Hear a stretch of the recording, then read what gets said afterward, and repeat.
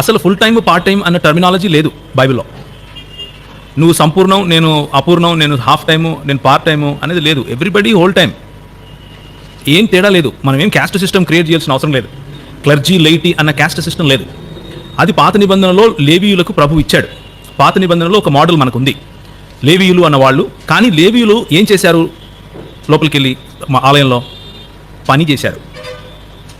పని అనేది ఇన్ఎవిటబుల్, పని అనేది చేసి తీరాలి. పని అన్నది ఆశీర్వాదం. పని చేయకుండా ఉండి ఇప్పుడు మనం ఉల్టా చేసాం. అంటే ప్రభు 6 రోజులు పని చేసి ఒకరోజు సెలవు తీసుకుంటే, మనం ఒకరోజు పని చేసి 6 రోజులు సెలవు తీసుకునే వాళ్ళను ఫుల్ టైం అంటాం. అది తప్పు. అది ఎక్కడా లేదు బైబిల్లో.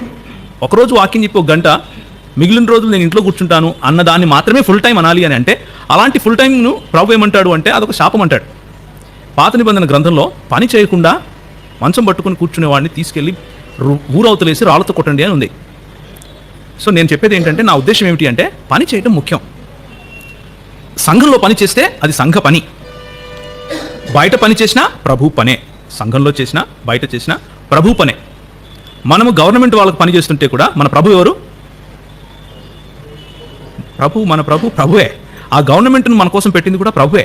మనం చూసే దృక్పథంలో మార్పు రావాలి. ఒక ప్యూన్ పనిచేసేవాడు పాస్టర్ కంటే తక్కువ కాదు. పొజిషన్లో తక్కువ కాదు, పనిలో తక్కువ కాదు, మానవత్వంలో అంతకన్నా తక్కువ కాదు. అంటే ఆయన ఇచ్చినటువంటి నేచర్, స్వభావంలో అంతకన్నా తక్కువ కాదు.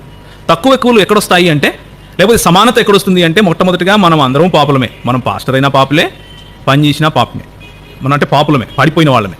ఇంకొక సమానత ఎక్కడొచ్చిందంటే, మనం పాస్టర్ అయినా కానీ ప్రభు రక్తంతోనే కడగబడ్డాం, పనిచేసే వాళ్ళైనా కానీ ప్రభు రక్తంతోనే కడగడం. నాకు తెలుసు, నేను చెప్పిన తర్వాత నాకు చాలామంది శత్రువులు అవుతారని, కానీ నేను చెప్తాను ఇది ఓకే. ఎందుకంటే నేను దాదాపు 6.5-7 సంవత్సరాలు సో కాల్డ్ ఫుల్ టైం అన్న ముసుగులోనే బతికాను. నేను మిషనరీగా వెళ్ళాను నా ఉత్తర భారతదేశానికి.